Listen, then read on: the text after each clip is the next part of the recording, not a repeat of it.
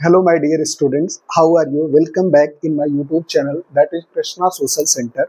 Join and subscribe this channel if you want to study class 9th, 10th social science and 11th, 12th humanities subject. So come with me. I will explain everything in detail.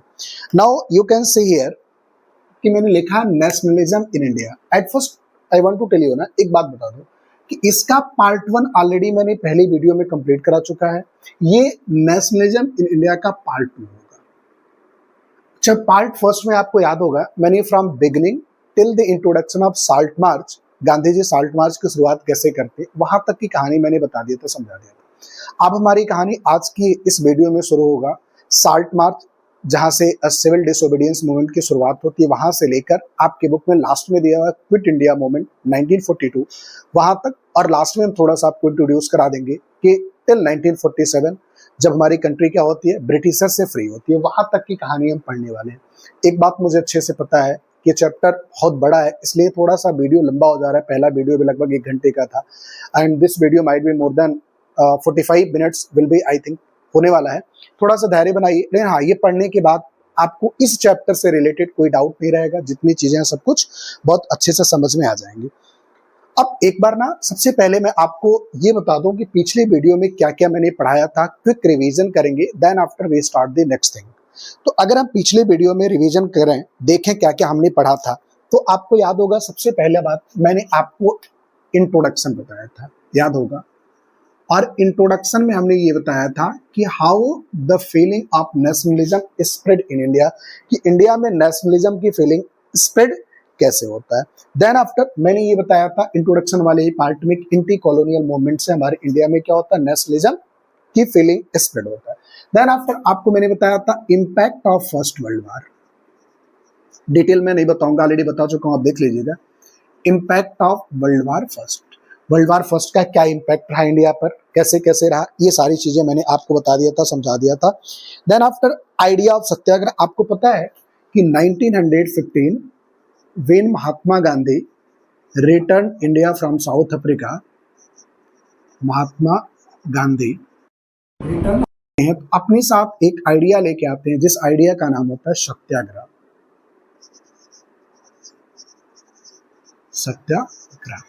फिर इसके बाद महात्मा गांधी कौन कौन से सत्याग्रह movement करते हैं, उसमें Champaran movement आपको याद होगा. देन आफ्टर खेड़ा मूवमेंट और अहमदाबाद मूवमेंट मैंने आपको डिटेल ऑलरेडी बता चुका था. इसके बाद मैंने आपको बताया था रोलेट एक्ट. अगर आपको डेट याद होगा तो याद होगा 1919 में रोलेट एक्ट आता है. रोलेट एक्ट के बाद मैंने आपको समझाया था, बताया था, इससे रिलेटेड जलियांवाला बाग इंसिडेंट होता है. जलियांवाला बाग इंसिडेंट. जलियांवाला बाग इंसिडेंट के बाद आप देखोगे खिलाफत मूवमेंट यानी खिलाफत इशू आता है. मैंने डिटेल एक्सप्लेन किया था खिलाफत इशूज. खिलाफत इशू के बाद आप देखोगे ना तो non cooperation movement Mahatma Gandhi launch करते हैं. नॉन कोऑपरेशन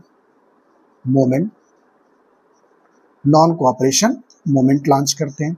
देन आफ्टर एक आपके बुक में दिया हुआ पैराग्राफ वाई नॉन कोऑपरेशन, मतलब महात्मा गांधी रीजन ही बताते हैं कि वो नॉन कोऑपरेशन मूवमेंट क्यों लॉन्च करना चाहते हैं. Why non cooperation.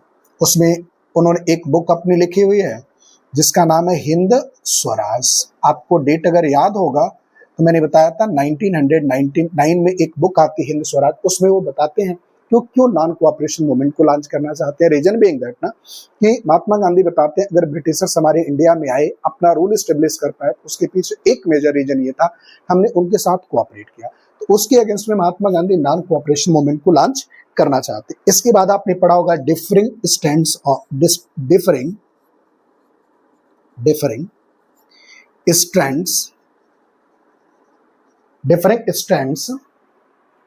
With in movement. मतलब इस नॉन कोऑपरेशन मूवमेंट में कौन कौन से ग्रुप थे, कहाँ कहाँ कैसे कैसे हुआ था. उसमें याद होगा पहला पढ़ा था मूवमेंट इन टाउन, फिर rebellion in countryside, swaraj in plantation वाली बात मैंने आपको बताया था. देन आफ्टर इतना पढ़ने के बाद कॉल ऑफ द मूवमेंट, इस मूवमेंट का कॉल ऑफ कैसे हुआ था, कॉल ऑफ द मूवमेंट. और आपको याद अगर होगा तो 1919 में फरवरी 4 फरवरी 1922 में चौरी चौरा इंसिडेंट होता है और उसके बाद Mahatma Gandhi non cooperation movement को लॉन्च कर देते हैं। इसके बाद नेक्स्ट मैंने आपको समझाया था, बताया था towards civil disobedience movement, towards civil disobedience movement. और टुवर्ड्स सिविल डिसोबीडियंस मूवमेंट के बीच में मतलब 1922 से लेकर 1930 तक की जो इवेंट होते हैं वो हम पढ़ते हैं टुवर्ड्स सिविल डिसोबीडियंस मूवमेंट। इसमें कुछ चीजें मैंने आपको अच्छे से बता रखा है, समझा रखा है, उनमें क्या क्या चीजें हैं तो ध्यान रखिएगा। Effect of world wide economic depression,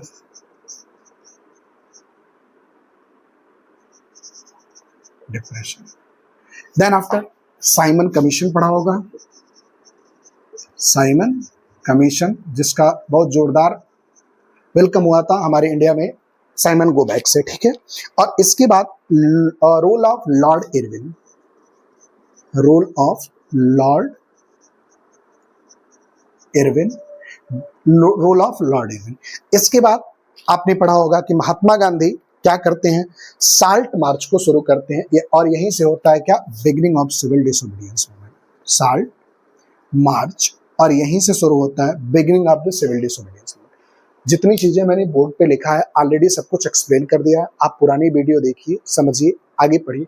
अब हम शुरू करने वाले हैं साल्ट मार्च से लेकर till the end of this section. चलिए तो शुरू करते हैं this salt march and this civil disobedience movement. आपको ध्यान रखना होगा कि सिविल डिसोबीडियंस मूवमेंट की शुरुआत होती है साल्ट मार्च से। होता क्या है, कहानी कैसे फोल्ड होती है, ध्यान रखिएगा कि ऑन 31st ऑफ जनवरी 1930 क्या होता है कि गांधी जी एक लेटर लिखते हैं। लेटर किसको लिखते हैं, तो लॉर्ड इरविन को एक लेटर लिखते हैं। किसको लिखते हैं, लॉर्ड इरविन को। लॉर्ड इरविन उस टाइम पर इंडिया का वायसराय था और उस लेटर के माध्यम से गांधी जी करते क्या है कि अपनी 11 डिमांड्स को रखते हैं। किसके सामने, लॉर्ड इरविन के सामने। कितने डिमांड, 11 डिमांड। ध्यान रखना होगा इन 11 डिमांड्स में एक जो डिमांड होता है ना, वो एक डिमांड जो होता है वो relaxation on the salt tax, salt tax को रिलैक्स देने की बात करते हैं। और महात्मा गांधी एक टाइम पीरियड देते हैं लॉर्ड इरविन को कि अगर till the 11th of March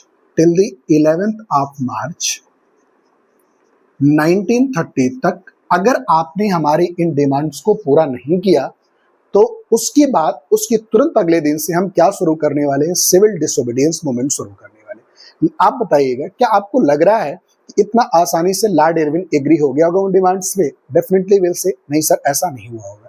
जब ऐसा नहीं होता है, लॉर्ड इरविन जो होता है ना वो एग्री नहीं होता है। जब वो एग्री नहीं होता है तो ऑन 12th ऑफ मार्च 1930 से महात्मा गांधी क्या शुरू करते हैं, साल्ट मार्च शुरू करते हैं। और इसी साल्ट मार्च से सिविल डिसोबीडियंस मूवमेंट की शुरुआत भी हो जाती है। आप ध्यान रखिएगा, अगर आपसे कोई क्वेश्चन में पूछे कि साल्ट मार्च की शुरुआत कब से होती है तो 12 मार्च 1930 से। कौन शुरू करता है, महात्मा गांधी। कहां से कहां तक करते हैं तो ध्यान रखिएगा, महात्मा गांधी का जो आश्रम था उसका नाम था साबरमती आश्रम, से लेकर कहां तक, तो दांडी कोस्ट इन गुजरात में ये साल्ट मार्च को किया जाता है। मतलब महात्मा गांधी अपने आश्रम कहां से, साबरमती से लेकर दांडी तक करते हैं। एक्चुअली होता क्या है कि इनमें महात्मा गांधी के साथ 78 वॉलंटियर्स या फिर पार्टिसिपेंट्स होते हैं। कितने पार्टिसिपेंट्स होते हैं, वॉलंटियर्स होते हैं 78। और ये लोग कुल मिला के 240 माइल्स की टोटल डिस्टेंस कवर करते हैं।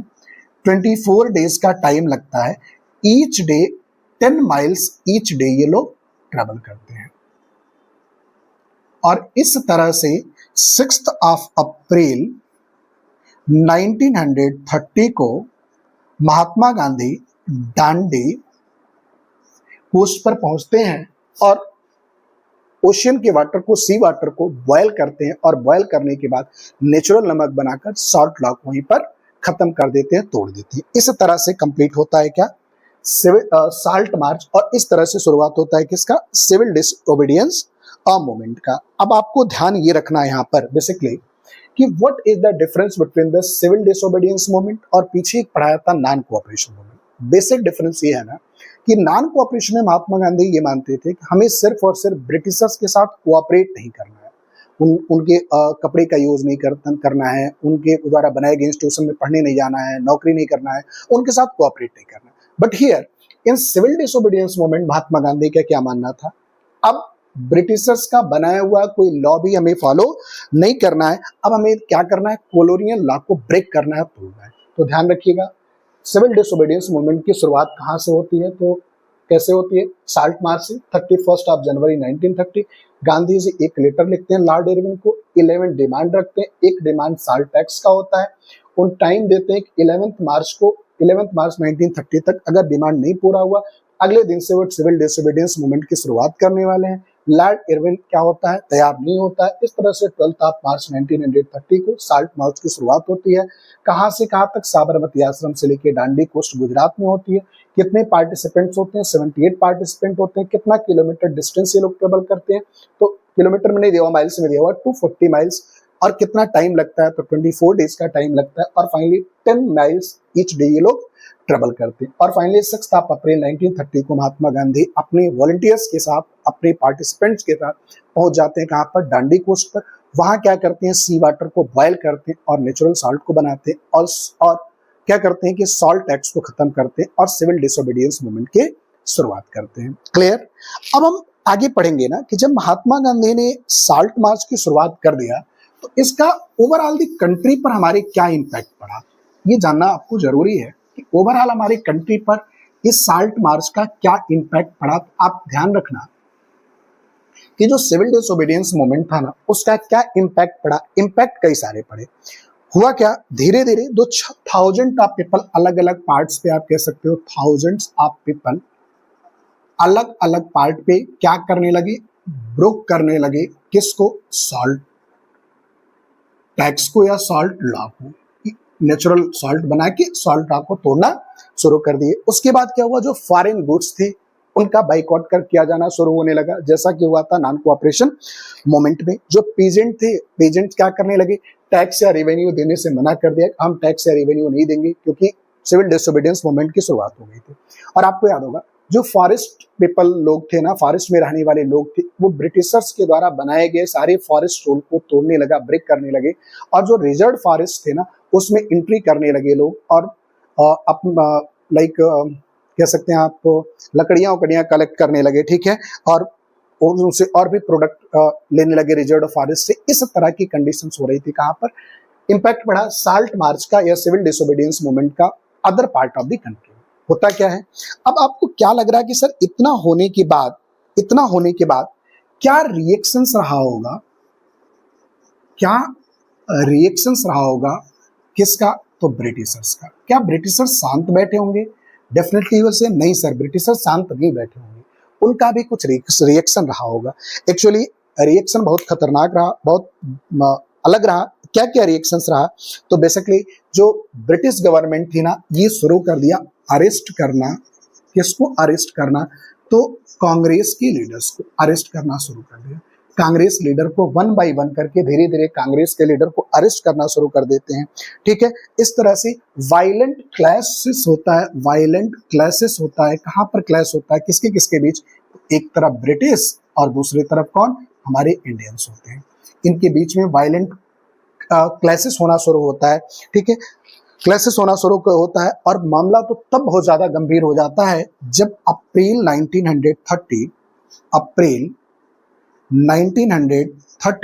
1930 में क्या होता है, अब्दुल गफ्फार खान को ब्रिटिश गवर्नमेंट क्या कर लेती है, अरेस्ट कर लेती है। उसके बाद लोग बहुत ज्यादा वायलेट हो जाते हैं। और आपकी बुक में एक एग्जांपल दिया हुआ है कि जो एग्री क्राउडेड होती है, जो भीड़ होती है ना, लोगों गुस्सा है, वो लोगों की जो भीड़ होती है ना, वो क्या करती है, स्ट्रीट ऑफ पेशावर जो भी पाकिस्तान में है, वहां पर क्या करती है, पुलिस के ऊपर अटैक करना शुरू कर देती है और इस तरह से पुलिस और इंडियंस के बीच क्या हो जाता है, बहुत ज्यादा क्लैश होना शुरू होता है। और फाइनली प्रॉब्लम तो तब होता है जब आफ्टर 1 मंथ, 1 महीने के बाद जब गांधी जी को अरेस्ट कर लेते हैं। कौन? ब्रिटिशर्स गांधी जी को अरेस्ट कर लेते हैं ना, उसके बाद क्या होता है कि जो इंडस्ट्रियल लेबर्स वगैरह होते हैं ना, वो लोग क्या करते हैं, सोलापुर के वो लोग क्या कर लेते हैं कि ब्रिटिश बिल्डिंग्स पर, रेलवे स्टेशन पे, जो जो जहाँ जहाँ ब्रिटिश बिल्डिंग्स होते हैं वहाँ पे अटैक करना शुरू कर देते हैं। इस तरह से कह सकते हैं कि ब्रिटिश गवर्नमेंट, ब्रिटिशर्स बहुत ब्रेचुअल रिप्रेजेंटेशन को अपनाती है, बहुत खतरनाक तरीके से इस मूवमेंट को दबाने का प्रयास करती है, इस मूवमेंट को खत्म करने का प्रयास करती है। ठीक है, इसके बाद फाइनली होता क्या है, वुमेन्स को, जो बच्चे होते हैं उनको बुरी तरह से मारा जाता है। ठीक है, मारने के बाद लगभग 1 लाख लोगों को, ऐसा लिखा हुआ है कि अरेस्ट कर दिया जाता है, जेल में पूरा बंद कर दिया जाता है। ऐसी कंडीशन होती है कि जेल में लोगों को बंद करने के लिए जगह नहीं रह जाता है। इस तरह से फाइनली जो कंडीशन होता है ना, वो कंडीशन बहुत ही ज्यादा वायलेंट हो जाता है और इस तरह से महात्मा गांधी एक बार और डिसाइड करते हैं क्या करने का, कॉल ऑफ द मूवमेंट। क्योंकि अब इस मोमेंट में क्या होने लगा था, तो वापस से इस मोमेंट में क्या होने लगा था, तो ध्यान रखिएगा, इस मोमेंट में वापस से वायलेंट वाली कंडीशन बन गई थी। इस तरह से महात्मा गांधी ने डिसाइड किया कि इस मोमेंट को कॉल ऑफ करेंगे और कॉल ऑफ करने के साथ ही साथ लॉर्ड इरविन जो था ना, वो महात्मा गांधी के साथ सेकंड राउंड टेबल कॉन्फ्रेंस, कहने का एसेंस ये है कि लॉर्ड इरविन जो वायसराय था, उसने महात्मा गांधी के सामने एक प्रपोजल रखा कि आप मेरे साथ लंदन चलो, वहां पर राउंड टेबल कॉन्फ्रेंस, कहने के एसेंस एक मीटिंग करेंगे और अगर आप हमारे साथ एग्री होते हो मीटिंग पर जाने के लिए, हमारे साथ बात करने के लिए, तो जितने भी लीडर्स को मैंने जेल में बंद रखा उन सबको हम क्या करेंगे, छोड़ देंगे। इस तरह से 5 मार्च 1930, ध्यान रखिएगा, 5 मार्च 1930 को क्या होता है, लॉर्ड इरविन गांधी जी को ऑफर करता है सेकेंड राउंड टेबल कॉन्फ्रेंस के लिए। ठीक है, आप बताइएगा फर्स्ट राउंड टेबल कॉन्फ्रेंस कब हुआ था, आपको मैंने पढ़ाया था, क्या गांधी जी उसमें पार्टिसिपेट किए थे? तो नहीं किए थे। सेकेंड राउंड टेबल कॉन्फ्रेंस में गांधी जी जाते हैं और इसे हम बोलते हैं ना student, Irwin pact. Irwin pact होता क्या है कि लॉर्ड इरविन बोलता है कि आप हमारे साथ लंदन चलिए, वहां सेकंड राउंड टेबल कॉन्फ्रेंस करते हैं और वहां अगर आप चलने के लिए तैयार होते हैं तो हम क्या करेंगे, आपके जितने भी लीडर्स को मैंने अरेस्ट किया उन लोगों को छोड़ देंगे। बट कंडीशन क्या होता है ना कि महात्मा गांधी जाने के लिए तो तैयार हो जाते हैं, लेकिन वहां से जब रिटर्न होते हैं ना, तो बहुत ही डिसअपॉइंट होकर रिटर्न होते हैं। उनको कोई भी ऐसी प्रॉफिट मिलती नहीं है जिस प्रॉफिट के साथ Mahatma Gandhi second round table conference में जाते हैं, यानी लंदन से वापस आते हैं बहुत ज्यादा डिसअपॉइंट हो जाते हैं। देखते हैं कि नेहरू जी, अब्दुल गफ्फार खान, इन सब लोगों को ब्रिटिशर्स अभी भी जेल में बंद करके रखा हुआ है, छोड़ा नहीं है। उसके बाद क्या होता है कि जो कांग्रेस है उसे एक इलीगल ऑर्गेनाइजेशन ब्रिटिश गवर्नमेंट घोषित कर देती है, बता देती है। इस तरह से ब्रिटिश गवर्नमेंट बिल्कुल भी, कहने के कि बिल्कुल भी थोड़ा भी रिलैक्स नहीं देती है और भी कंडीशन खराब कर देती है। इस तरह से महात्मा गांधी एक बार फिर से ना रीलॉन्च करने का सोचते हैं कि इसको सिविल डिसोबीडियंस मूवमेंट को विद इन अ ईयर, 1 साल के अंदर वापस से सिविल डिसोबीडियंस मूवमेंट को शुरू करने का प्रयास करते हैं। लेकिन कंडीशन कुछ ऐसा होता है कि फाइनली कुछ सालों तक तो ये कंटिन्यू रहता है, लेकिन फाइनली 1934 में जो सिविल डिसोबीडियंस मूवमेंट होता है वो पूरी तरह से खत्म हो जाता है, बंद हो जाता है। तो ये पूरी कहानी रही कहाँ से, 100 मिनट में सिविल डिसोबीडियंस मूवमेंट को रिकॉल करते हैं। कहानी कहाँ से शुरू होती है, 31 जनवरी 1930 को महात्मा गांधी एक लेटर लिखते हैं, किसको, उस समय के वायसराय लॉर्ड इरविन को। उसके सामने 11 डिमांड रखते हैं और उसको एक डेडलाइन देते हैं कि टिल द 11th मार्च 1930 तक तुमको इन 11 डिमांड को एग्री करना होगा, पूरा करना होगा। लॉर्ड इरविन तैयार नहीं होता। इस तरह से 12 मार्च 1930 से महात्मा गांधी क्या करते हैं, साल्ट मार्च की शुरुआत करते हैं और वहीं सिविल डिसोबीडियंस मूवमेंट की शुरुआत होती है। होता क्या है, 12 मार्च 1930 को साल्ट मार्च की शुरुआत होती है। कहाँ से कहाँ तक, तो ध्यान रखिएगा, साबरमती आश्रम से लेकर डांडी कोस्ट गुजरात के बीच ये साल्ट मार्च चलता है। इसके बाद क्या होता है कि 78 वॉलंटियर्स पार्टिसिपेंट के साथ महात्मा गांधी ये मूवमेंट शुरू करते हैं। फाइनली 6 अप्रैल 1930 को 240 माइल्स का डिस्टेंस कवर करने के बाद महात्मा गांधी पहुंच जाते हैं कहाँ पर, डांडी कोस्ट पे, और सी वाटर को नेचुरल तरीके से बॉयल करके नेचुरल सॉल्ट बनाते और सॉल्ट लॉ को तोड़ देते हैं। इसके बाद क्या होता है कि यहाँ से सिविल डिसोबीडियंस मूवमेंट की शुरुआत होती है। इसका क्या इम्पैक्ट पड़ता है, तो इम्पैक्ट ये पड़ता है कि अलग अलग जगह पर लोग क्या करना शुरू करते हैं, सॉल्ट बनाना शुरू करते हैं, सॉल्ट लॉ को तोड़ना शुरू करते हैं, फॉरेन गुड्स का बाइकआउट होना शुरू होता है, फॉरेन गुड का बाइकआउट होना शुरू करता है, लोग ब्रिटिश के साथ कोऑपरेट करने से मना कर देते हैं। इस तरह की कंडीशंस बनती चली जाती है। जो फॉरेस्ट पीपल होते हैं, फॉरेस्ट पीपल क्या करते हैं बेसिकली कि ब्रिटिश द्वारा बनाए गए कॉलोनियल पीरियड के रूल को तोड़ देते हैं, फॉरेस्ट रिजर्व फॉरेस्ट में एंट्री करने लगते हैं, वहां से फायरवुड वगैरह कलेक्ट करना शुरू कर देते हैं। कुल मिला के ब्रिटिशर्स के द्वारा बनाए गए सारे नियम कानून को तोड़ना शुरू कर देते हैं। इसका क्या रिएक्शंस रहता है ब्रिटिशर्स का, तो ब्रिटिशर्स क्या करते हैं, बहुत ब्रूचुअल कंडीशन अपनाते हैं, धीरे धीरे करके सारे कांग्रेस लीडर को वन बाय वन करके अरेस्ट करना शुरू करते हैं। कंडीशन तब बहुत बुरा होता है जब अब्दुल गफ्फार खान को क्या कर दिया जाता है, अरेस्ट कर लिया जाता है। तो पेशावर अभी जो पाकिस्तान में, वहां पर जो ब्रिटिश होते हैं और इंडियंस के बीच एक बहुत ही ज्यादा क्लैश होता है और इस तरह से कंडीशन खराब होती चली जाती है। मामला तो और गंभीर तब होता है जब after a month Mahatma Gandhi को क्या कर दिया जाता है, महात्मा गांधी को अरेस्ट कर लिया जाता है। उस टाइम पीरियड पर जो इंडस्ट्रियल वर्कर्स होते हैं, वो जितने भी ब्रिटिश बिल्डिंग्स होते हैं उनके ऊपर अटैक करना शुरू करते हैं। जब अटैक करना शुरू करते हैं तो ब्रिटिश गवर्नमेंट और भी ब्रूचुअल रिप्रेशन अपनाना शुरू करती है और बहुत बुरा कंडीशन करती है। लगभग 1 लाख लोगों को अरेस्ट कर लेती है, वुमेन्स को और बच्चों को मारना पीटना शुरू करती है, कंडीशन बहुत खराब कर देती है। इस तरह से महात्मा गांधी एक बार फिर डिसाइड करते हैं कि हमें क्या करना होगा, इस मोमेंट को कॉल ऑफ करना होगा। और इस तरह से लॉर्ड इरविन क्या कहता है कि आप हमारे साथ सेकंड राउंड टेबल कॉन्फ्रेंस पे चलिए और वहां चल के हम बात करते हैं। महात्मा गांधी एग्री हो जाते हैं और ब्रिटिश गवर्नमेंट ये बोलती है, लॉर्ड इरविन ये बोलता है कि अगर आप हमारे साथ सेकंड राउंड टेबल कॉन्फ्रेंस पे चलते हैं, आपके सारे लीडर्स, कांग्रेस लीडर जिनको हमने अरेस्ट कर रखा, उनको छोड़ देंगे।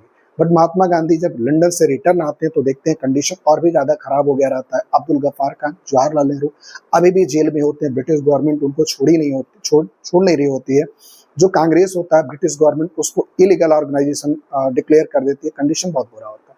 इस तरह से 1 साल के अंदर अंदर ही महात्मा गांधी वापस से रीलॉन्च करते हैं सिविल डिसोबीडियंस मूवमेंट को। बट फाइनली 1934 में ये मूवमेंट पूरी तरह से क्या हो जाता है, बंद हो जाता है, कॉल ऑफ हो जाता है, खत्म हो जाता है। ये पूरी कहानी आपकी 2 मिनट पर है। अब हम कहानी शुरू करते हैं, हाउ पार्टिसिपेंट्स सा दिस मूवमेंट। यहां से कहानी शुरू करते हैं, आगे हम लोग पढ़ते हैं। जैसे मुझे याद है, आपको भी याद होना चाहिए। थोड़ा सा मेहनत करेंगे, चीजें बहुत इजीली आपको याद आ जाएंगी, कोई प्रॉब्लम नहीं होने वाला है। चलिए,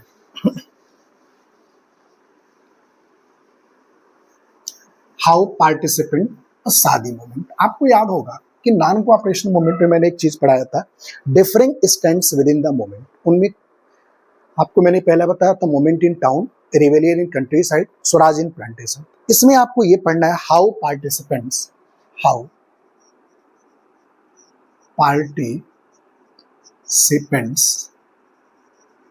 सा द मूवमेंट। कौन सा movement? Civil disobedience movement. Actually condition क्या होता है, सिविल डिसोबीडियंस मूवमेंट में कई सारे ग्रुप के लोग पार्टिसिपेट करते हैं और सबका जो स्वराज का मतलब होता है, कह सकते हैं इस मूवमेंट को ज्वाइन करने का जो पर्पज होता है वो अलग अलग होता है। तो कौन कौन से ग्रुप ज्वाइन करते हैं, उनका क्या क्या पर्पज होता है, ये हम लोग पढ़ेंगे, देखेंगे। देखना, आप ध्यान रखना, इसमें कौन कौन से ग्रुप ज्वाइन करते हैं। इसमें जो पहला जो ग्रुप होता है ना, वो होता है आपका रिच पीजेंट्स का। पहला जो ग्रुप ज्वाइन करते हैं रिच पीजेंट। जो दूसरा ग्रुप ज्वाइन करते हैं वो होते हैं पुअर पीजेंट्स। जो तीसरा ग्रुप इस मूवमेंट को ज्वाइन करता है वो रिच बिजनेस क्लास। जो चौथा ग्रुप होता है पुअर वर्किंग क्लास, मतलब जो इंडस्ट्रियल वर्कर्स होते हैं। और पांचवा जो ग्रुप होता है वो रोल ऑफ वुमेन। मतलब इस पूरे मूवमेंट में बेसिकली 5 ग्रुप के लोग पार्टिसिपेट करते हैं, rich peasant, poor peasant, rich business class, poor working class और रोल ऑफ वुमेन। अलग अलग पैराग्राफ में आपके एनसीईआरटी में दिया हुआ। अब हम देखेंगे ना इन 5 ग्रुप्स का क्या क्या एम था, क्यों ये लोग इस मूवमेंट को ज्वाइन किए, इनमें किसका क्या स्वराज का मतलब था, एक एक करके हम डिटेल पढ़ते हैं, देखते हैं, समझते हैं। जनरली जो सबसे पहले रिच पीजेंट्स थे ना, इनका क्या था आपको पता है। वर्ल्ड वाइड इकोनॉमिक डिप्रेशन वाली कहानी मैंने बताया था, उसमें क्या होता है, जो कॉमर्शियल क्रॉप ग्रो करने वाले पीजेंट्स होते हैं उन्हें बहुत बड़ा झटका लगता है पूरी तरह से जो एग्रीकल्चर प्राइजेज होते हैं वो गिर जाते हैं और उनके कमर्शियल क्रॉप्स का डिमांड इंटरनेशनल मार्केट में बहुत ही कम हो जाता है। इस तरह से जो कंडीशन होती है वो बहुत ज़्यादा खराब हो जाती है और बेसिकली जो रिच पीजेंट होते हैं ना, वो रिच पीजेंट जो हाई रेवेन्यू जो देने वाले होते हैं ना, जो हाई रेवेन्यू देते हैं किसको, ब्रिटिश गवर्नमेंट को, उसमें रिलैक्सेशन की बात करते हैं। हाई रेवेन्यू में रिलैक्सेशन की बात करते हैं कौन, रिच पीजेंट। आप अपने बुक में देखेंगे ना तो इनका मतलब होता है कि रिच पीजेंट में जो होता है ना, Swaraj was a struggle against the high revenue. मतलब ये लोग चाहते हैं कि रेवेन्यू में क्या हो जाए, थोड़ा रिलैक्सेशन मिल जाए। रीजन ये उनके क्रॉप्स का उतना ज्यादा डिमांड नहीं होता है, इतना ज्यादा उनको इनकम भी नहीं होता है। बट होता क्या है कि 1913 में बिना ही इनके डिमांड की पूरा किए हुए ही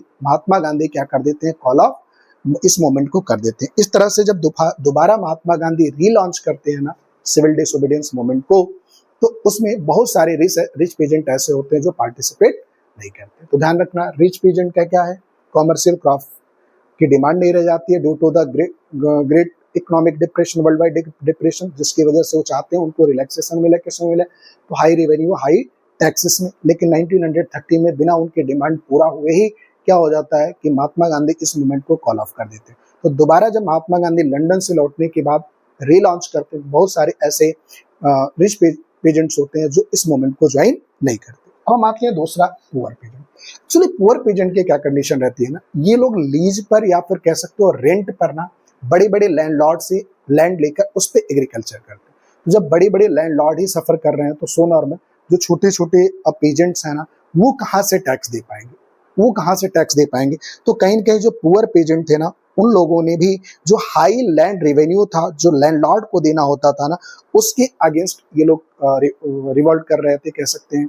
इस वजह से ये लोग जुड़े हुए थे किसमें, आगे आए थे किसमें, तो सिविल डिसोबीडियंस मूवमेंट में। लेकिन हाँ, ध्यान रखना है, कांग्रेस इनको लेके बड़ी रिलक्टेंट रही, कभी इन पे ध्यान नहीं दिया। क्यों? क्योंकि इन दोनों को अपोजिट में देखते थे। ऐसा कांग्रेस को लगता था अगर हम पुअर पेजेंट को ध्यान देंगे तो कहीं न कहीं जो रिच पेजेंट है वो क्या हो जाएंगे, नाराज हो जाएंगे। तो ये कंडीशन रही। तो कहीं न कहीं ये दोनों ही ग्रुप टैक्स में रिलैक्सेशन के लिए बात कर रहा था। अब हम आते हैं तीसरा, क्या रहा, रिच बिजनेसमैन। एक्चुअली हुआ क्या, जब फर्स्ट वर्ल्ड वार चल रहा था ना, उस टाइम पर जो रिच पेजेंट, जो बिजनेसमैन थे ना, रिच बिजनेसमैन, उन लोगों ने काफी ज्यादा प्रॉफिट कमाया था। लेकिन फर्स्ट वर्ल्ड वार के बाद वापस से ब्रिटिश गवर्नमेंट क्या करती है, ढेर सारे रिस्ट्रिक्शंस लगाना शुरू करती है। कहाँ पर, इंडिया में। और इस तरह से जितना प्रॉफिट उस टाइम पर जो बड़े बड़े बिजनेसमैन थे अर्न किए थे, वो अर्न नहीं कर पाते। तो जो रिच पेजेंट होते हैं उनका ये डिमांड रहता है कि जो रिस्ट्रिक्शंस वगैरह लगे हुए हैं, कहाँ पर लगे हुए हैं, ट्रेड पर लगे हुए हैं ना, उन रिस्ट्रिक्शंस को खत्म कर दिया जाए। और इस वजह से ये लोग क्या ज्वाइन किए थे, सिविल डिसोबीडियंस मूवमेंट ज्वाइन किए थे कि जो रिस्ट्रिक्शंस वगैरह हमारे ट्रेड पर लगा हुआ वो धीरे धीरे करके क्या हो जाए, खत्म हो जाए। तो रिस्ट्रिक्शंस वगैरह खत्म करने के लिए ये लोग इस मूवमेंट को ज्वाइन किए थे। कुछ एसोसिएशन वगैरह भी बनते हैं, उन एसोसिएशन का नाम बुक में दिया, आप पढ़ लीजिएगा। इंडस्ट्रियल वर्किंग क्लास क्या होता है, बेसिकली इंडस्ट्रियल वर्किंग क्लास में ना ये लोग एक्टिवली पार्टिसिपेट नहीं करते हैं। सिर्फ और सिर्फ अगर हम छोड़ दें कि इसमें नागपुर वाले रीजन को, केवल नागपुर वाले जो इंडस्ट्रियल वर्किंग क्लास होते हैं वही पार्टिसिपेट इसमें करते हैं, ध्यान देते हैं, बाकी कोई इसमें पार्टिसिपेट नहीं करता है। लेकिन कुछ ऐसे भी वर्किंग क्लास के लेबर्स होते हैं ना, वर्किंग क्लास के लोग होते हैं जिनकी वर्किंग कंडीशन बहुत खराब होती है। दूसरी चीजें, उनका लो वेजेस होता है। उसके अगेंस्ट अपने कह सकते इंटरेस्ट को लेकर कहीं कहीं इस मूवमेंट को ज्वाइन करते हैं, महात्मा गांधी के साथ आते हैं। और लास्ट में है role of women. No doubt women also actively participate and played the role in this civil disobedience movement. Actually Mahatma Gandhi जब साल्ट मार्च कर रहे थे ना, तो रास्ते में भी कह सकते हैं कि ढेर सारी वुमेन्स ने आई और उनके मूवमेंट को ज्वाइन किया। लेकिन कांग्रेस इनको लेके काफी ज्यादा रिलक्टेंट रहा। इवन महात्मा गांधी का भी ऐसा मानना था कि वुमेन को क्या करना चाहिए, look after the heart and health and need to be the good mother and good wives. ठीक है, घर की देखभाल करना चाहिए। और कांग्रेस भी आप देखोगे बड़े लंबे टाइम तक वुमेन्स को कहीं भी कोई बड़ा पोजीशन होल्ड करने का राइट्स नहीं दिया था। तो इस तरह से हम कह सकते हैं जो सिविल डिसोबीडियंस मूवमेंट था, साल्ट मार्च से शुरू हुआ था। Rich peasant, relaxation in high revenue, poor peasant, ये लोग भी रेंट में, रेवेन्यू में, टैक्स में, जो जिस लैंड पर एग्रीकल्चर करते थे उसके टैक्स में कमी चाहते थे, रिलैक्सेशन चाहते थे। Rich businessman want to in the restrictions on the business. Poor peasant, उनका अपना डिमांड था वर्किंग क्लास अच्छा हो जाए, अच्छे वेजेस मिले। और लास्ट में वुमेन के बारे में क्या मैंने आपको बताया कि वुमेन ने एक्टिवली पार्टिसिपेट तो किया, लेकिन कांग्रेस से लेकर किसी ने उन्हें बहुत ज्यादा उस टाइम पर इंपॉर्टेंस नहीं दिया था। ये पूरा रहा क्या, how participants saw this movement, मतलब कौन कौन से ग्रुप इस मूवमेंट में पार्टिसिपेट किए थे, ध्यान रखिएगा। नाउ इसके बाद जो एक इंपॉर्टेंट पार्ट है इस चैप्टर का, जो आपको आगे याद भी रखना है, वो है आपका limitations of civil disobedience movement. आपको पढ़ना है limitations of civil disobedience movement. The limitations of civil obedience,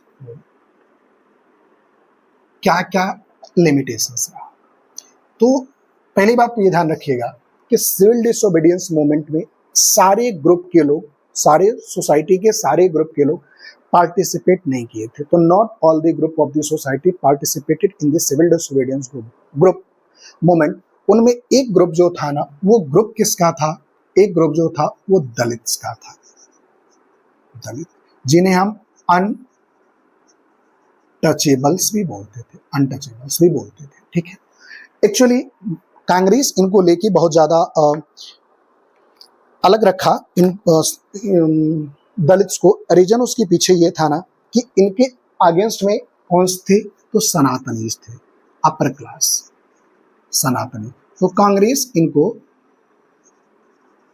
अलग रखा, लेकिन महात्मा गांधी का ऐसा मानना था कि हमें ट्रू फ्रीडम तब तक नहीं मिल सकता है जब तक हम सोसाइटी के सभी लोगों के लिए काम नहीं करेंगे।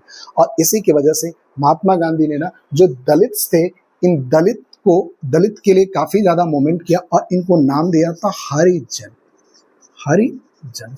मतलब ये लोग क्या हैं, भगवान के बेटे हैं, भगवान के लोग हैं, हमें इन्हें भी क्या करना होगा, मेन सोसाइटी में जोड़ना होगा, इन्हें इंपॉर्टेंस देना होगा। इवन महात्मा गांधी ने कई सारे ऐसे मूवमेंट भी किए जिस मूवमेंट के due to the Mahatma Gandhi उनको टेम्पल में या फिर स्कूल्स में या फिर कह सकते हैं आप वेल्स पर, यहाँ पर एंट्री करने के लिए महात्मा गांधी ने कई सारा मूवमेंट किया। और महात्मा गांधी ने कई सारा इनके डिमांड को पूरा करने के लिए मूवमेंट भी किया था। लेकिन इसमें कुछ ऐसे पॉलिटिकल लीडर्स भी थे ना, जो पॉलिटिकल लीडर का ये मानना था कि हमें पॉलिटिकली भी स्ट्रांग होने की जरूरत है। पॉलिटिकली स्ट्रांग होने की जरूरत है तो क्या मतलब है, हमें सेपरेट इलेक्ट्रेट्स की मांग करने की जरूरत है। और उसी में आपको ध्यान रखना होगा, ध्यान रखना होगा किसके बारे में, तो डॉक्टर वी आर अम्बेडकर के बारे में। किसके बारे में, डॉक्टर वी आर अम्बेडकर के बारे में। Actually doctor V R Ambedkar क्या करते हैं कि जब सेकंड राउंड टेबल कॉन्फ्रेंस होता है उस टाइम 1931 में, उस टाइम पर doctor V R Ambedkar British government के सामने, गांधी जी के सामने एक मांग रखते हैं, सेपरेट इलेक्ट्रेट्स की मांग रखते हैं। मतलब कि हमारे अनटचेबल्स, हमारे जो दलित लोग हैं ना, उनके लिए एक पर्टिकुलर एरिया होना चाहिए और उस एरिया से क्या होना चाहिए, दलित कैंडिडेट ही इलेक्शन फाइट करेगा और सिर्फ दलित ही उसमें वोट देंगे। लेकिन महात्मा गांधी को ये लगता है कि अगर ऐसा हुआ तो कहीं न कहीं हमारी सोसाइटी वापस से क्या हो जाएगी, बंट जाएगी, हमारी जो यूनिटी वो खत्म हो जाएगी और फिर हमारे फ्रीडम में बहुत ज्यादा प्रॉब्लम होने वाला है। महात्मा गांधी इस बारे में तैयार नहीं होते। हालांकि हाँ, ध्यान रखिएगा, ब्रिटिशर्स तुरंत तैयार हो जाते हैं। इस तरह से महात्मा गांधी धरने पे बैठ जाते हैं टिल द डेथ कि नहीं, अब अनशन पे हम बैठते हैं और कब तक, जब तक हमारी मृत्यु ना हो जाए। हालांकि बाद में आपको ध्यान रखना है कि बाद में 1932 सितंबर 1932 में पूना पैक्ट साइन होता है। क्या साइन होता है, पूना पैक्ट। और पूना पैक्ट किसके किसके बीच साइन होता है, ध्यान रखिएगा, एक तरफ होते हैं गांधी जी और एक तरफ होते हैं बी आर अम्बेडकर। और इस तरह से इन दोनों लोगों के बीच साइन होता है और सेपरेट इलेक्ट्रेट से हटाकर रिजर्व कॉन्स्टिट्यूएंसी की बात की जाती है। मतलब ये होता है कि नहीं, हम आपको सीट रिजर्व कर दे रहे हैं एक पर्टिकुलर एरिया से, कैंडिडेट तो किसका होगा, दलित का होगा, बट वोटिंग सब लोग करेंगे। इस तरह से पूना पैक्ट की बात आती है कब, सितंबर 1932 में।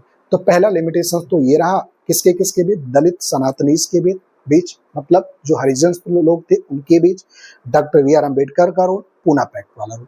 दूसरा जो लिमिटेशन है ना, वो दूसरा लिमिटेशन आपको ध्यान रखना है कि जो दूसरा लिमिटेशन है वो मुस्लिम और हिंदू के बीच का है, जो मुस्लिम और हिंदू के बीच का है। जो दूसरा लिमिटेशंस आपको ध्यान रखना है वो कहीं न कहीं मुस्लिम पॉलिटिकल ऑर्गेनाइजेशन को लेकर है। मुस्लिम पॉलिटिकल ऑर्गेनाइजेशन, एक्चुअली जो पॉलिटिकल मुस्लिम पॉलिटिकल ऑर्गेनाइजेशंस होते हैं ना, ये भी कहीं न कहीं क्या करते हैं, अपने डिमांड रखते हैं किसमें, कंट्री में सेपरेट इलेक्टोरेट्स की बात करते हैं, लेकिन इनको मिल नहीं पाता है क्योंकि जब सिविल डिसोबीडियंस मूवमेंट में ये लोग अपनी बात रखते हैं, ठीक है, और बेसिकली हिंदू और मुस्लिम को भी लेकर काफी ज्यादा क्लैश होता है कह सकते हैं, और ये भी एक लिमिटेशंस की तरह हमारे सामने आता है। और ये ऑर्गेनाइजेशन जो कहते हैं कि हमें एक सेपरेट इलेक्टोरेट्स दे दो जिसमें हम क्या करें, सेंट्रल लेवल पे और स्टेट लेवल पे हम इलेक्शन फाइट करें कर सकें, लेकिन उसमें मोहम्मद अली जिन्ना का नाम आपने सुना होगा, लेकिन ये सारी डिमांड तब खत्म हो जाते हैं 1928 में ये डिमांड खत्म हो जाता है जब हिंदू महासभा के लीडर कौन, M.R. जयशंकर क्या कर देते हैं, पूरी तरह से सेपरेट इलेक्टोरेट्स की पूरी तरह से बात को रिजेक्ट कर देते हैं। अब ध्यान आप एक और रखना, यहाँ पर जो मुस्लिम लीडर्स होते हैं ना, वो कहीं न कहीं इस बात से डरे होते हैं, घबराए होते हैं कि कहीं ऐसा ना हो कि इंडिया फ्री होने के बाद मेजोरिटी में अगर हिंदू है ना, तो कहीं न कहीं डोमिनेट ना करना शुरू कर दे, किनको, मुस्लिम्स को डोमिनेट करना शुरू ना कर दे, किसका, हिंदू मेजोरिटी मुस्लिम माइनॉरिटी को डोमिनेट ना करना शुरू कर दे। इस तरह से ये पूरा एक लिमिटेशंस रहा किसका, सिविल डिसोबीडियंस मूवमेंट का। इसके बाद कहानी शुरू होता है, तो ध्यान रखना सिविल डिसोबीडियंस मूवमेंट में लिमिटेशंस, पहला दलित का रोल, दूसरा गांधी जी और बी आर अम्बेडकर के बीच पूना पैक्ट वाली बात, हिंदू मुस्लिम के बीच का क्लैश, मोहम्मद अली जिन्ना और मुस्लिम लीग का रोल, इस तरह से फाइनली कैसे 1932 में कैसे खत्म होता, ये सारी चीजें आपको पढ़ना है, देखना है। अब हम आते हैं सेंस ऑफ कलेक्टिव आइडेंटिटी, बस खत्म होने वाला ये चैप्टर, 2 टॉपिक और बचा हुआ इसके बाद, सेंस ऑफ कलेक्टिव आइडेंटिटी, उसके बाद कंक्लूजन और क्विट इंडिया मूवमेंट। आते हैं हम सेंस ऑफ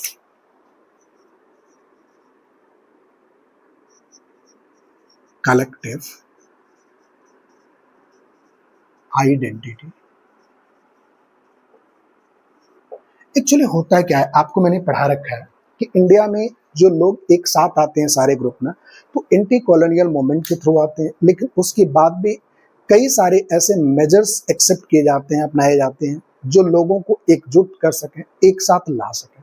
उनमें बेसिकली आप देख पाओगे, जैसे चैप्टर फर्स्ट में पढ़ा होगा कि किसी भी नेशन को एक कह सकते हैं कि पोर्ट्रेट के थ्रू हम रिप्रेजेंट करते हैं, वैसे ही हमारे इंडिया में भी कंडीशन हुआ था कि भारत माता की पोर्ट्रेट बनाना शुरू हुआ, ठीक है, भारत माता की पोर्ट्रेट बनाना शुरू हुआ, फिक्शंस बताने शुरू किए गए, फिक्शंस लिखने शुरू किए गए, हिस्ट्री को री इंटरप्रिटेशन करना शुरू किया गया, डिफरेंट पेंटिंग्स बनाने शुरू किए गए, नेशनल फ्लैग बनाना शुरू किया गया। ये सब क्यों किया जा रहा था, तो लोगों को एक साथ लाने के लिए, to create the sense of collective identity.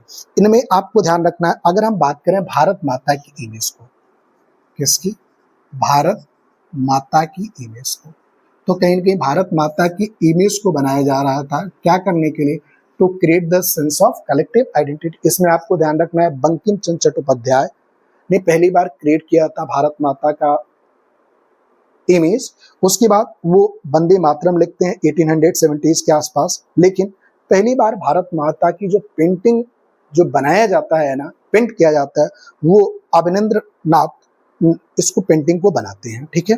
इसके बाद जो फॉकलोर्स होते हैं, मतलब जो ट्रेडिशनल कहानियां होती हैं, वो बार्ड के थ्रू, मतलब ऐसे लोग होते हैं जो एक गांव से दूसरे गांव उधर जाते हैं और कहानियां सुनाते हैं, बताते हैं इंडियन ट्रेडिशन के बारे में, कल्चर के बारे में, ठीक है, फॉकलोर्स की वजह से सुनाया जाता है, बताया जाता है, इस तरह से, ठीक है। रविंद्रनाथ टैगोर का भी काफी इंपॉर्टेंट रोल होता है। और ये सब कुछ क्यों किया जा रहा है, तो कहीं न कहीं to create a sense of collective identity. इसके बाद क्या होता है, आप देखेंगे, अगर नेशनल फ्लैग की हम बात करें कि नेशनल फ्लैग कैसे कब बना, तो ड्यूरिंग द स्वदेशी मूवमेंट एक ट्राई कलर नेशनल फ्लैग बनाया गया था, जिसमें 3 कलर थे, रेड, ग्रीन और येलो कलर थे, ठीक है। और उसमें 8 लोटस बनाए गए थे, जो 8 ब्रिटिश इंडिया के जो 8 प्रोविंसेस थे उनको रिप्रेजेंट करते थे। ऐसे ही गांधी जी ने भी एक डिजाइन किया था स्वराज फ्लैग को, जिसमें ट्राई कलर उसमें भी हुआ करता था, ठीक है, रेड, ग्रीन एंड व्हाइट, और बीच में स्पिनिंग व्हील हुआ करता था, ठीक है। सेंटर में हुआ करता, जो गांधी जी को सेल्फ हेल्प के बारे में बताता था, चरखा चलाने वाली बात बताता था, इस तरह की चीजें उसमें दिया गया था। लास्ट में दिया हुआ री इंटरप्रिटेशन ऑफ हिस्ट्री। री इंटरप्रिटेशन ऑफ हिस्ट्री का मतलब ये होता है कि जो हमारी हिस्ट्री रही ना वो बहुत ग्लोरियस रही। आप देखोगे चाहे वो साइंस में हो, कल्चर में हो, आर्ट में हो, जैसे भी रहा, हमारी जो एंशिएंट हिस्ट्री रही है बहुत ग्लोरियस रही है। अगर हम वेस्टर्न से कंपेयर करें, हमारी हिस्ट्री बहुत अच्छी रही है। लेकिन due to the different outside forces ना, हमारी हिस्ट्री कुछ और थी, उसको बताया कुछ और गया। तो बाद में हिस्ट्री को री इंटरप्रिटेशन किया जाने लगा, लोगों को ये बताया जाने लगा कि नहीं, हमारी कंट्री में चंद्रगुप्त मौर्य जैसे और इतने बड़े बड़े लोग थे, जो हम लोग बहुत डेवलप हुआ करते थे, हम लोग की इतनी बुरी कंडीशन क्यों हुई, तो due to the outside forces. तो ये सब कुछ क्यों किया जा रहा था, तो लोगों को एकजुट लाने के लिए, लोगों को एक साथ लाने के लिए ये सारी चीजें किया जा रहा था। तो ये सेंस ऑफ कलेक्टिव आइडेंटिटी आपके एग्जाम में पूछा जाता है। एक आप कहाँ से शुरू करेंगे, तो ध्यान रखना, आप एक भारत माता की इमेज वाली स्टोरी लिखेंगे, फॉकलॉर्स की स्टोरी लिखेंगे, जो बार्ड होते थे, मतलब कुछ ऐसे लोग होते थे जो एक गांव से दूसरे गांव में जाके सुनाते थे। तीसरी बात, आप नेशनल फ्लैग के बारे में लिखोगे कि स्वदेशी मूवमेंट में कैसा बनाया गया, गांधी जी ने कैसे क्या किया, ये सब कुछ लिखेंगे। ठीक है, इस तरह की चीजें आप, और लास्ट में री इंटरप्रिटेशन ऑफ हिस्ट्री वाली बात लिखेंगे। अब हम शुरू करते हैं कंक्लूजन ऑफ दिस चैप्टर। और मुझे पता है वीडियो काफी लंबा हो गया है, बट थोड़ा सा धैर्य रखिए।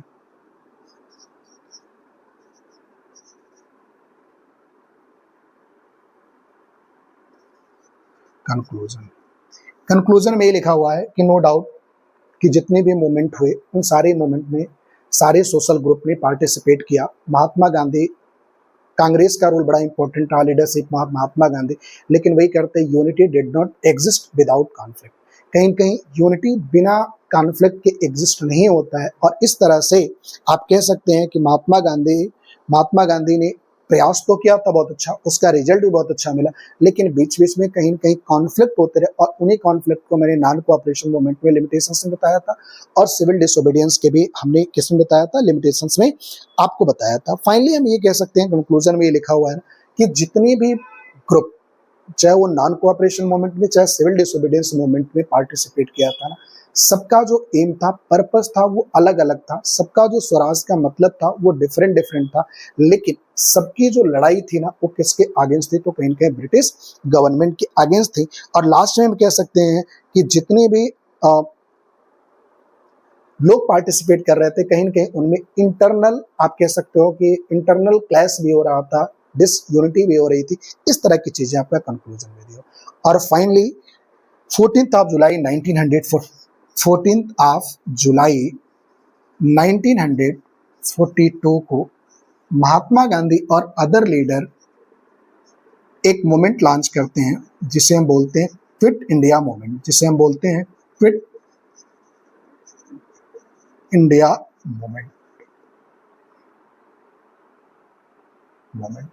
और इस मूवमेंट के थ्रू बस हमारे leader Mahatma Gandhi, other leader क्या करते, एक ही डिमांड ब्रिटिशर्स के रखते हैं कि भारत छोड़ो आंदोलन जिसे नहीं हो, अब हमें कुछ भी नहीं चाहिए, कोई रिलैक्सेशन नहीं चाहिए, अब सीधा आपको इंडिया छोड़ के जाना होगा। कुछ एक्टिव पार्टिसिपेंट इसमें रहते हैं, आप ध्यान रखिएगा, एक्टिव पार्टिसिपेंट रहते हैं। उन एक्टिव पार्टिसिपेंट में अगर कुछ लोगों का नाम मैं आपको बताऊं, तो जयप्रकाश नारायण, अरुणा असफ अली, ठीक है, राम मनोहर लोहिया, ये लोग एक्टिव पार्टिसिपेंट रहते हैं।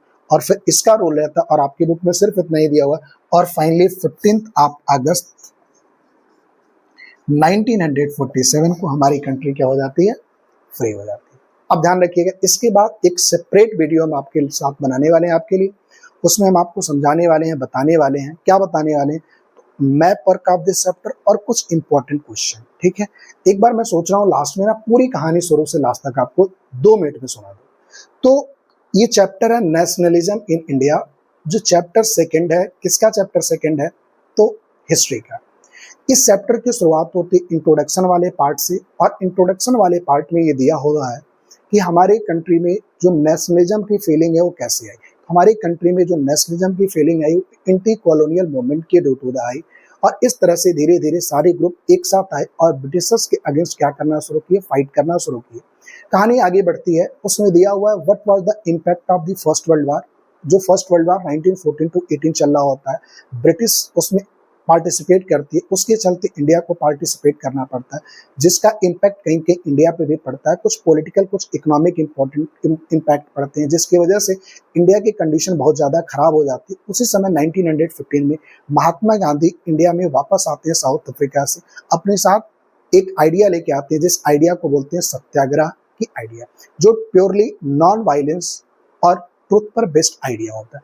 आने के बाद वो कई जगह सत्याग्रह मूवमेंट करते हैं, जिसमें 1917 में 2 मूवमेंट करते हैं, चंपारण और खेड़ा। 1918 में एक मूवमेंट करते हैं, गुजरात में, अहमदाबाद में। और इस तरह से जो ब्रिटिश गवर्नमेंट होती है उसी टाइम पर एक एक्ट पास करती है, जिसे बोलते हैं रॉलेट एक्ट। रॉलेट एक्ट में क्या होता है कि किसी भी पर्सन को बिना ट्रायल के 2 साल तक जेल में बंद कर दिया जाता है। इसके अगेंस्ट महात्मा गांधी क्या करते हैं, शुरू करते हैं मूवमेंट और हड़ताल से शुरू करते हैं। लेकिन ब्रिटिश गवर्नमेंट उसी टाइम पर क्या करती है, मार्शल लॉ ला देती है और जनरल डायर को मिलिट्री का कमांडर बना देती है। जनरल डायर क्या करता है कि जलियांवाला बाग इंसिडेंट आपने पढ़ा होगा स्टूडेंट्स, जलियांवाला बाग में जाता है और 1000 आप लोगों को मार देता है। इस तरह से महात्मा गांधी अपने मूवमेंट को कॉल ऑफ कर देते हैं। इसके बाद महात्मा गांधी को लगता है कि जो हमने मूवमेंट लॉन्च किया था वो मूवमेंट अभी भी स्टिल कहीं न कहीं शहरों में लिमिटेड था, ये पूरे कंट्री में लिमिटेड नहीं था। तो महात्मा गांधी क्या सोचते, अब हमें एक ब्रॉड मूवमेंट लॉन्च करना होगा। लेकिन वो ब्रॉड मूवमेंट तब तक लॉन्च नहीं हो सकता है जब तक हिंदू और मुस्लिम एक साथ नहीं आएंगे। उसी टाइम पर खिलाफत इशू चल रहा होता है और फर्स्ट वर्ल्ड वॉर में ऑटोमन टर्की जो होता है वो हार गया होता है, और उसका जो रिलीजियस लीडर होता है खलीफा, उसके ऊपर ब्रिटिश गवर्नमेंट और दूसरी कंट्री के लोग क्या कर देते हैं, बहुत प्रेशर इंपोज कर दिए जाते हैं। और उसकी वजह से पूरे वर्ल्ड के जो मुस्लिम कम्युनिटी के लोग होते हैं वो क्या होते हैं, बहुत ज़्यादा नाराज होते हैं। नाराज होने के साथ इंडिया में भी आपने पढ़ा मोहम्मद अली और शौकत अली ऑर्गेनाइजेशन बनाते हैं और कहीं न कहीं ब्रिटिश का अपोज करने की सोचते हैं। और इसी का फायदा उठाते हैं कौन, हमारे महात्मा गांधी, लीडर महात्मा गांधी। और इस तरह से फाइनली डिसाइड करते हैं हिंदू, मुस्लिम और कांग्रेस के लीडर कि हमें एक ब्रॉड मूवमेंट लॉन्च करना है और शुरू करते हैं non cooperation movement. Non cooperation movement में जनरली होता क्या है कि नॉन कोऑपरेशन मूवमेंट में पहले महात्मा गांधी बताते हैं कि वाई नॉन कोऑपरेशन मूवमेंट। तो महात्मा गांधी ने एक बुक लिखा हुआ, उस बुक का नाम है हिंद स्वराज, जो 1909 में पब्लिश हुई थी।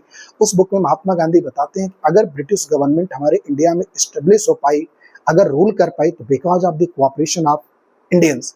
अगर हम इंडियंस उनके साथ कोऑपरेट करना बंद कर दें तो विद इन अ ईयर, 1 साल के अंदर कहीं न कहीं ब्रिटिश गवर्नमेंट को इंडिया छोड़कर जाना पड़ेगा। और इस तरह से लॉन्च करते हैं नॉन कोऑपरेशन मूवमेंट।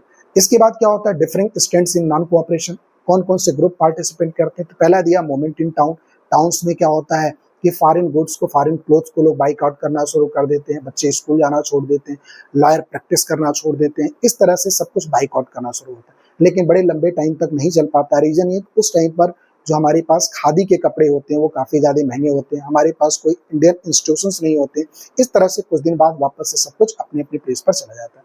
दूसरा, रिवेलियन इन कंट्री साइड। वहाँ पर क्या होता है, जो हाई टैक्सेस देने होते हैं उनके अगेंस्ट मूवमेंट चलता है। और लास्ट दिया स्वराज इन प्लांटेशन, मतलब जो प्लांटेशन क्रॉप करने वाले जो लेबर्स होते हैं उन्हें इतनी भी आज़ादी नहीं होती है कि वो लोग अपने गांव जा सके, उस फिक्स्ड एरिया को छोड़ सके। उसके अगेंस्ट भी वो लोग क्या करते हैं, मूवमेंट करते हैं नॉन कोऑपरेशन मूवमेंट। लेकिन इसी बीच में एक इवेंट होती है, वो होता है उत्तर प्रदेश के गोरखपुर की चौरा चौरी में। और वहां पर क्या होता है कि पुलिस स्टेशन में कुछ पुलिस वालों को हमारे इंडियंस क्या करते हैं, आग लगाकर मार देते हैं। इस वजह से महात्मा गांधी को बड़ा दुख होता है, क्योंकि महात्मा गांधी जो भी मूवमेंट करना चाहते हैं वो किस पर, नॉन कोऑपरेशन। और महात्मा गांधी चौरी चौरा इंसिडेंट 4 फरवरी 1922 के बाद नॉन कोऑपरेशन मूवमेंट को क्या कर देते हैं, कॉल ऑफ कर देते हैं। इसके बाद दिया हुआ towards the civil disobedience movement. इस टाइम पर क्या होता है कि 1922 में नॉन कोऑपरेशन मूवमेंट को बंद कर दिया जाता है, कॉल ऑफ कर दिया जाता है। 1930 में अगला मूवमेंट शुरू होता है। क्या मूवमेंट, तो सिविल डिसोबीडियंस मूवमेंट। जब सिविल डिसोबीडियंस मूवमेंट शुरू होता है 1922 1930, इस 8 ईयर में क्या होता है, आप ध्यान रखना, इस 8 ईयर में महात्मा गांधी लोगों को ट्रेन करते हैं, प्लान करते हैं कि हमें कैसे कोई बड़ा मूवमेंट लॉन्च करना है। इसके बाद होता क्या है, इस बीच में कुछ इवेंट्स होते हैं, जिसमें एक इवेंट होता है वर्ल्ड वाइड इकोनॉमिक डिप्रेशन वाली बात, जिसकी वजह से हमारे इंडिया में जो एग्रीकल्चर प्राइजेज होते हैं पूरी तरह से गिरने लगते हैं और फाइनली कोलैप्स हो जाते हैं। उसी बीच में साइमन कमीशन हमारे इंडिया में आता है। साइमन कमीशन आता है, साइमन कमीशन इंडिया में पॉलिटिकली जांच करने आता है, लेकिन उसमें कोई भी इंडियन मेंबर नहीं होता, जिस वजह से क्या होता है तो उसका हम लोग विरोध करते हैं और साइमन कोबैक का नारा देते हैं।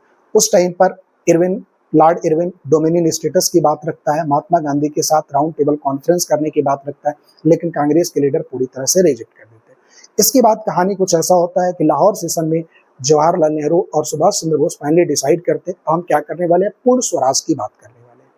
अब महात्मा गांधी क्या करते हैं कि ध्यान रखिएगा, salt march and civil disobedience movement में दिया हुआ। उसके बाद महात्मा गांधी 31 जनवरी 1930 को महात्मा गांधी एक लेटर लिखते हैं लॉर्ड इरविन को, जो वायसराय उस टाइम रहता है, और उसके सामने 11 डिमांड्स रखते हैं, आपको टिल 11 मार्च 1930 तक इस डिमांड्स को पूरा करना। उसमें एक डिमांड होता है सॉल्ट टैक्स का, लेकिन जो लॉर्ड इरविन होता है वो एग्री नहीं होता है, और जब लॉर्ड इरविन एग्री नहीं होता है ना, उसकी वजह से क्या होता है कि महात्मा गांधी 12 मार्च 1930 को क्या करते हैं, साल्ट मार्च की शुरुआत करते हैं, साबरमती आश्रम से लेकर डांडी पोस्ट तक 78 वॉलंटियर्स के साथ 240 किलोमीटर्स का डिस्टेंस कवर करते हैं, 10 माइल्स ईच डे जाते हैं, और फाइनली 6 अप्रैल 1930 को महात्मा गांधी पहुंच जाते हैं कहाँ पर, तो डांडी कोस्ट पर, और उस सी वाटर को बॉयल कर नेचुरल सॉल्ट बनाते हैं। इस वहां से क्या होता है कि फिर सिविल डिसोबीडियंस मूवमेंट की शुरुआत होता है। इसका इम्पैक्ट क्या पड़ता है, इसका इम्पैक्ट बेसिकली ये पड़ता है, ध्यान आपको रखना है कि अलग अलग जगह पर सॉल्ट मार्च शुरू होता है, लोग क्या करते हैं, सॉल्ट लॉ को तोड़ना शुरू करते हैं, फॉरेन गुड्स का बाइकआउट करना शुरू करते हैं। इस तरह से ब्रिटिश गवर्नमेंट क्या करती है उस टाइम पर, तो ब्रिटिश गवर्नमेंट धीरे धीरे करके 1 बाय 1 एक एक लोगों को अरेस्ट करना शुरू करती है, कांग्रेस के लीडर को। मामला गंभीर तब होता है जब अब्दुल गफ्फार खान को क्या कर लेती है, ब्रिटिश गवर्नमेंट अरेस्ट कर लेती है। उस टाइम पर इंडियंस के बीच और ब्रिटिश के बीच बहुत ज्यादा क्लैश होता है। 1 महीने बाद महात्मा गांधी को भी क्या कर लिया जाता है, अरेस्ट कर लिया जाता है। लेकिन महात्मा गांधी को जब अरेस्ट कर लिया जाता है उस टाइम पर कंडीशन हो जाती है बहुत ज्यादा खराब, जो इंडस्ट्रियल वर्कर्स होते हैं वो पूरी तरह से वायलेट हो जाते हैं, और ब्रिटिश गवर्नमेंट भी मानने वाली नहीं थी। ब्रिटिश गवर्नमेंट भी क्या करती है, एक वायलेंट रिप्रेशन अपनाती है और लाखों लोगों को जेल में बंद कर देती है, वुमेन्स को और बच्चों को मारना पीटना शुरू कर देती है, और इस तरह से कंडीशन हो जाता है बहुत खराब। महात्मा गांधी डिसाइड करते हैं वापस से इस मूवमेंट को कॉल ऑफ करने के लिए। जो लॉर्ड इरविन होता है वो महात्मा गांधी को सेकंड राउंड टेबल कॉन्फ्रेंस के लिए ब्रिटेन में लंदन में बुलाता है, और कहता है कि अगर आप हमारे साथ second round table conference meeting करते हैं तो जितने भी लीडर्स को हमने क्या किया हुआ, अरेस्ट किया हुआ, इन लीडर्स को हम क्या करेंगे, छोड़ देंगे। लेकिन होता कंडीशन ऐसा है कि when Mahatma Gandhi return from the London, जब महात्मा गांधी लंदन से रिटर्न आते हैं सेकंड राउंड टेबल कॉन्फ्रेंस करके, तो देखते हैं ब्रिटिश गवर्नमेंट का रवैया बिल्कुल अलग है। ब्रिटिश गवर्नमेंट कहीं ना कहीं अभी भी अब्दुल गफ्फार खान को, जवाहरलाल नेहरू को, किसी को जेल से नहीं छोड़ा हुआ है, कांग्रेस को इलीगल ऑर्गेनाइजेशन घोषित कर दिया है, कहीं ना कहीं वो अपना रवैया बिल्कुल बदल दिया, अपना रूल बदल दिया। इस तरह से महात्मा गांधी बहुत ज्यादा डिसअपॉइंटेड होते और डिसाइड करते एक बार फिर से क्या करने के लिए, तो सिविल डिसोबीडियंस मूवमेंट को रीलॉन्च करने का। 1 साल के अंदर रीलॉन्च करते हैं, लेकिन फाइनली 1934 में जो सिविल डिसोबीडियंस मूवमेंट होता है वो पूरी तरह से क्या हो जाता है, कॉल ऑफ हो जाता है, बंद हो जाता है। अब इसके बाद कहानी आती है how participant saw the movement, कौन कौन से लोग पार्टिसिपेंट करते हैं। तो मैंने पढ़ाया आपको अभी, rich peasant, poor peasant, rich businessman, working class women. Rich peasant, poor peasant दोनों का जो एम बेसिकली रहता है वो रिलैक्सेशन इन द रेवेन्यू। जो बिजनेस क्लास रहता है उसका ये मतलब रहता है कि हमें क्या मिल जाए, जो रिस्ट्रिक्शंस हैं ब्रिटिशर्स के हमारे बिजनेस पे वो खत्म हो जाए। पुअर जो वर्किंग क्लास रहता है उनका क्या एम रहता है, हमारे जो वर्किंग कंडीशन है वो अच्छे हो जाएं, और दूसरी चीजें जो लो वेजेस है वो सही हो जाए, ठीक है। हालांकि सारे वर्किंग क्लास के लोग इस मूवमेंट में पार्टिसिपेट नहीं करते। वुमेन एक्टिवली पार्टिसिपेट करती हैं। इवन बहुत सारी ऐसी वुमेन होती हैं जो क्या करती हैं कि जब महात्मा गांधी साल्ट मार्च पे जा रहे होते हैं तो उस टाइम उसको ज्वाइन करती हैं, अपने सेक्टर ड्यूटी मतलब अपना एक कहते हैं पवित्र धर्म भी समझती है क्या करना, मूवमेंट को ज्वाइन करना। लेकिन महात्मा गांधी और कांग्रेस के लीडर्स उन्हें बहुत ज्यादा कह सकते हैं उनके बारे में नहीं सोचते हैं, ये हम बोल सकते हैं। उनको मानते हैं कि वो एक गुड मदर हो सकती है, गुड वाइफ हो सकती है, और कांग्रेस भी बड़े लंबे टाइम तक उनको कोई भी हाई पोजीशन नहीं देता। अब कहानी शुरू होता है सेंस ऑफ कलेक्टिव आइडेंटिटी। होता क्या उस टाइम पर कि बेसिकली मूवमेंट के बाद सेंस ऑफ कलेक्टिव आइडेंटिटी में ये दिया हुआ है कि लोगों को एक साथ जुट करने के लिए क्या क्या किया जाता है। उसमें आप ध्यान रखिएगा, भारत माता का पोर्ट्रेट बनाया जाता है, जिसमें हमने आपको पढ़ाया है कि कब कब कैसे कैसे बनाया जाता है। फॉक लॉर्स फिक्शंस लेके जाते हैं। फॉक लॉर्स जो बार्ड होते हैं, मतलब कुछ ऐसे लोग होते हैं जो कहानियां या पोएम के माध्यम से एक जगह से दूसरी जगह घूमते हैं और सुनाते हैं। सब कुछ क्यों कर रहे होते हैं, लोगों को एकजुट लाने के लिए। इसके बाद जो तिरंगा है, जो हमारा नेशनल फ्लैग है, उसमें आपने देखा स्वदेशी मूवमेंट में कैसा तिरंगा बनाया गया, क्या था कंडीशन। महात्मा गांधी ने जो तिरंगा बनाया उसका क्या कंडीशन था, ये आपने पढ़ा। और लास्ट में पढ़ा री इंटरप्रिटेशन ऑफ हिस्ट्री। री इंटरप्रिटेशन ऑफ हिस्ट्री का मतलब हुआ कि जो हमारी ग्लोरियस हिस्ट्री थी, हमारी पास्ट में जो ग्लोरियस हिस्ट्री थी ना, उसे ब्रिटिशर्स या आउटसाइड फोर्स ने कैसे डिस्ट्रक्ट कर दिया था, कैसे उन्हें खत्म कर दिया था, उस हिस्ट्री को वापस से क्या करना, वो दोबारा बताना, री इंटरप्रिटेशन करना, ये काम शुरू हो गया था। ये सारे काम क्यों चल रहे थे? तो basically to create a sense of collective identity, एक साथ लोगों को लाने के लिए। इसके बाद कहानी क्या शुरू होता है, लास्ट में दिया हुआ कंक्लूजन। कंक्लूजन में क्या दिया हुआ है कि नो डाउट लगभग सारे सोसाइटी के सारे ग्रुप इस मोमेंट में, जो भी मोमेंट महात्मा गांधी ने लॉन्च किया कांग्रेस के साथ, उनमें पार्टिसिपेट किया, लेकिन सबका जो मतलब था आने का, जो सबका स्वराज का मीनिंग था ना, वो डिफरेंट डिफरेंट था, सबका पर्पस डिफरेंट डिफरेंट था। बट नो डाउट सबकी जो लड़ाई थी ना, वो किसके अगेंस्ट थी? आपको जानना होगा, सबकी लड़ाई ब्रिटिशर्स के अगेंस्ट थी। लेकिन कहीं ना कहीं अंदर इंटरनल कॉन्फ्लिक्ट चल रहे थे, जो आपने limitations of civil disobedience movement और limitations of non cooperation movement में पढ़ा होगा। इसके बाद लास्ट में आपका दिया हुआ है कि क्विट इंडिया मूवमेंट, 1942 में क्विट इंडिया मूवमेंट लॉन्च होता है और महात्मा गांधी और अदर इंपॉर्टेंट लीडर अब ब्रिटिशर्स के सामने सिर्फ एक डिमांड रखते हैं, क्विट इंडिया मूवमेंट, मतलब भारत छोड़ो आंदोलन। अब कुछ भी हमें नहीं चाहिए, आप इंडिया हमारा छोड़ के चले जाओ। और इस तरह से कुछ एक्टिव पार्टिसिपेंट भी उसमें होते हैं, जयप्रकाश नारायण, राम मनोहर लोहिया, और इस तरह से फाइनली 15 अगस्त 1947 को हमारी कंट्री क्या हो जाती है, ब्रिटिशर से फ्री हो जाती। ये रही पूरी आपकी चैप्टर की कहानी। थैंक यू सो मच हमारे साथ बने रहने के लिए। अगले वीडियो में important question answer with map work आपको जरूर हम बताएंगे। Thank you so much.